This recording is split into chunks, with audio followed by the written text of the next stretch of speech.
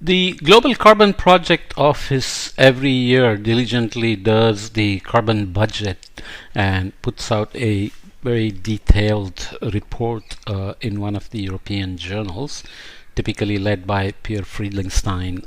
So I'm going to go through this. I think I've done the previous years in the carbon cycle course. I will post this there as well, but I'm going to post this here under new findings in climate change as well. It's important to kind of run through these numbers just to see where we are headed, and so on. So here we are starting with the CO2 concentration from 1960 onwards. As you remember, the Keeling curve starts in the 1950s, and NOAA took over. There was a change in the observation system, which requires some adjustments, which is what is done in this paper. You can see how the monotonic and continuous increase in the CO2 continues, no bending of the curve, and of course there's an acceleration going on as well. We are increasing by about 3 to 4 ppm per year, which is really fast. With that background, look at the overall averages of the various reservoirs and fluxes averaged over 2012 to 2021. Each year this is done differently, so 2010 to 2019, 2011 to 2020, and so on and so forth. It's a moving decadal window, but you know most of the numbers, and yet it's important to look at them. The atmosphere is accumulating CO2 at about plus 5.2 gigaton carbon per year, so that's 875 gigaton carbon reservoir size right now. You have to divide it by about 2.24 or so to get this in ppm, which we are at around 423 or so that you can look up. And of course there are the fossil fuel reserves, gas reserves, oil reserves, and coal reserves at 115, 230, and 560 gigaton carbon. So obviously you also know that to go between gigaton carbon and gigaton CO2, you have to multiply by 3.66, and then if you add non-CO2 greenhouse gases, we go to CO2 equivalent, where we need to do the global warming potential and so on. So it gets a bit more complicated. The emissions or fluxes from fossil fuel consumptions, EFOS, is at 9.6 plus minus 0.5 gigaton carbon per year.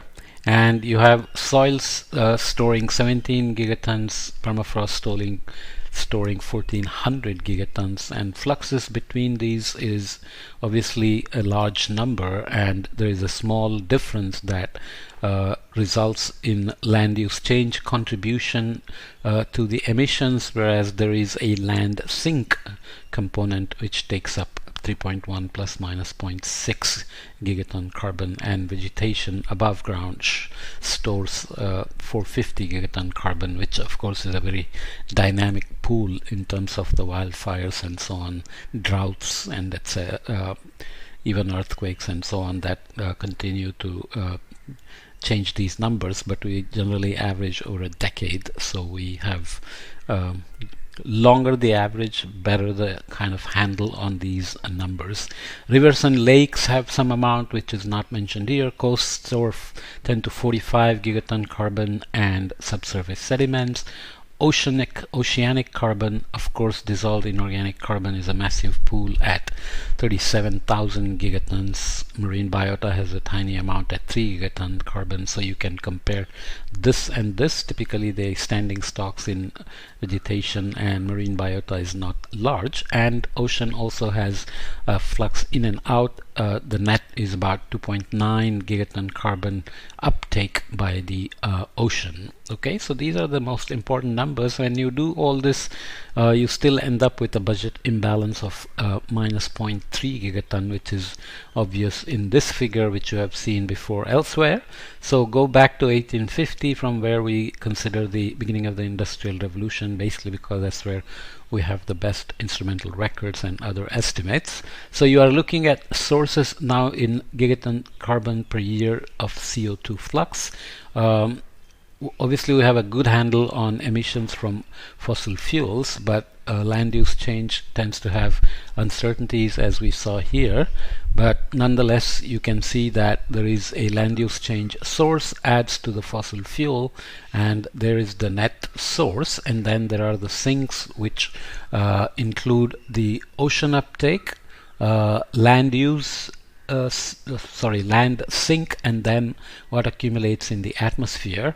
When you add them up, you often have a small missing sink or budget imbalance, which is the difference between the red line and the total of these three here, which is shown as the dashed red line here. So these are the gaps. So we are at about 0.3 gigaton carbon per year here.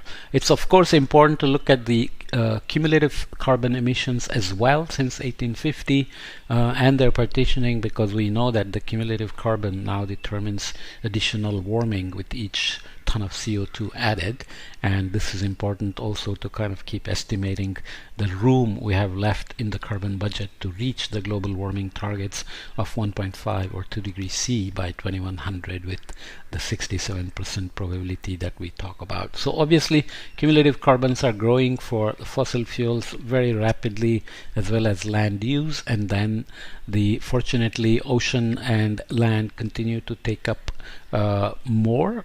Always a question of when they may saturate and stop taking up CO2, and whether they are slowing down and so on. And the amount accumulating in the atmosphere, it keeps growing as well. We started with around 280 at the beginning of the Industrial Revolution, and we are now at 423 or so, above 420 anyways. You can also look at them in terms of just separated fossil fuel emissions with estimates of projected 2022 emissions, because when this is done, the numbers for 2022 are not in yet. We are only in December, and this typically takes some time to do all the bookkeeping. And then you have atmospheric growth rate, which has ups and downs because of natural variabilities like El Nino and volcanic eruptions, and of course wildfires, lockdown due to COVID and so on, all make a difference. The uncertainties are shown in these bands. You can see there are uncertainties of various levels. This is why the adjustment was done between the Keeling curve and the NOAA data in the first slide we looked at. From land use emissions, you have gross sources and sinks giving you a net source with a considerable uncertainty, and land sink has considerable uncertainty as well, and you can see the projected 22 number there with some uncertainty. And similarly, budget imbalance has stayed in this band of plus minus 2 gigaton carbon per year. And you have the ocean sink that has grown over time, as well as the fossil fuel emissions have gone up, and atmospheric growth rate has gone up because there is an atmosphere-ocean exchange that continues to pump CO2 into the ocean, which of course causes ocean acidification and other things that we are not very happy about, of course. Just looking at fossil CO2 emissions, global CO2 emissions here, that's the same curve here. Oops, sorry. And these are the contributions from various countries. So China, there are two curves. The solid curve is what is emitted on land, and then if you take out their exports or embedded CO2, then the number drops a little, because countries like US and EU import stuff from China, which adds to their emissions here. So you can see those are being tracked as well, the so-called embedded carbon or embodied carbon. And India continues to grow, China continues to grow at a very massive rate because of its economic growth. But in the meantime, US and EU have been dropping, which is good news, but one has to be careful about how they are accomplishing these. Obviously, that also translates into various fuel types. So coal, unfortunately, is still the king, and oil is there, gas much more I don't know, we can't call it beneficial, but much less harmful than oil and coal, relatively speaking, in terms of emissions or energy density and so on. So that emits, but it's also growing. Cement and the calcification processes are shown here. Cement and steel continue to be the worst for the things we produce and emissions associated with them. Okay. So each ton of steel produced probably produces 1.8 tons of CO2, and cement is at something like 1.2 or so. I think you can check the numbers. And if you look at per capita emissions just from fossil fuels, you have US that is dropping, but there is consumption that is imported, so that adds a little bit to the per capita emission in tons of carbon per person per year. Similarly, EU numbers dropping. The world continues to grow because of countries. World continues to grow a little because of countries like China and India. But obviously, these countries are economically growing, and these have already done their contribution to cumulative carbon, and now they are doing some dipping in their per capita emissions. You can also look at the details of energy intensity of the GDP and carbon intensity of the energy for China and India, and they do show some positive signs of decreasing the energy intensity of GDP and carbon intensity of energy, but total numbers keep growing because their economies keep growing as well. Always interesting to look at the map and the distribution. So fossil fuel emissions obviously high in North America, Europe, and China and India have their share, and then you have all the transportation between the two here in terms of ships and aircrafts and so on, also between Asia and North America, and you have Australia, the global north, even though it sits in the south, and you have land use emissions where India and China make substantial contributions, as well as South America and Africa, which show up much more in the land use emissions. And ocean sinks using the same convention of outgassing and uptake. Negative numbers are where ocean is taking up CO2, and the upwelling regions and so on where the ocean outgasses or releases CO2. Strong upwelling here, coastal regions in the upwelling region of the open oceans and so on. Southern Ocean is always watched carefully to see if it continues to take up CO2, which is a major sink, and there are more graphs in the paper presented showing that Southern Ocean continues to do its work.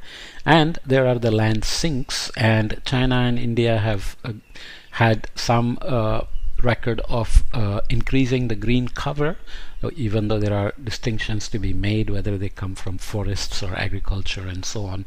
There are continued uptakes of CO2 in the forests. Amazon gets deforested massively each year, and in some places has become a net source rather than a sink, and you can see some of the numbers here. So hopefully this situation continues. Western US, dry by nature, is a source as opposed to the north and the east, for example. Just to look at the partitioning of the total anthropogenic CO2 again, airborne fraction continues with its interannual variability. So this is the fraction of the total. So ocean-borne fraction also is around 20.25, so you can think of it at 25%, 50%, and 25% for the land-borne fraction, which also has massive interannual variability because of temperature changes, precipitation changes, wildfires, and so on and so forth. Ocean is warming. Ocean warmth is penetrating deep down into deeper ocean as well. Solubility decreases are an issue, which also affects deoxygenation and so on, but ocean does overall continue to take up more than 93% of the additional energy from anthropogenic warming, as well as over 25% of the anthropogenic CO2. So these are the things to keep in mind. If you look at cumulative changes of anthropogenic carbon flows, fossil fuels have emitted this much with some contributions from land use, and then there is uptake by the land sinks, there is the ocean uptake, and then what accumulates in the atmosphere with the remaining uncertainty here. And similarly for the mean fluxes averaged over this 2012 to 2021, again these are gigaton carbon. You can look up the numbers. I'm not always reading off the numbers, but you can see them here. 465 plus 205 here, minus 2010, 210, minus 175, and minus 275, leaving us about 15 here. And similarly 9.6 gigaton carbon per year from fossil fuels, land sources, land use change adding 1.2 gigaton, land sinks taking up 3.1, ocean taking up 2.9, and accumulating in the atmosphere is 5.2, with the uncertainty or imbalance of minus 0.3 gigaton carbon. Okay, so the other interesting thing to look at is the so-called Kea identity. So you look at the energy intensity of GDP and carbon intensity of energy and split it into population contribution of CO2 emissions from each region like China, USA, India, EU27, rest of the world, and global. Population, GDP per population, energy per GDP, CO2 per energy, and interactions. So the emissions are shown with these black dots, and the main point I would want to leave you with is everywhere this magenta line is positive, which means growth of per capita GDP by whatever means has a positive impact on the emissions. In other words, it increases emissions, whereas population has declined even over China, remains almost constant or slight decline over India in terms of the CO2 emissions. EU27 is not a major contributor, rest of the world has some contribution, and similarly for global. But it's important to see that energy per GDP and CO2 per energy generally pull down the emissions in each region, and there is the impact of COVID, which is pretty significant over US, EU, China, India. China doesn't show that much, and rest of the world. Obviously, we have bounced back in 2021, and 2022 projections also look pretty bad. So in general, the standard of living going up, standards of living going up, and incomes going up, growth of economies are contributing to increasing emissions.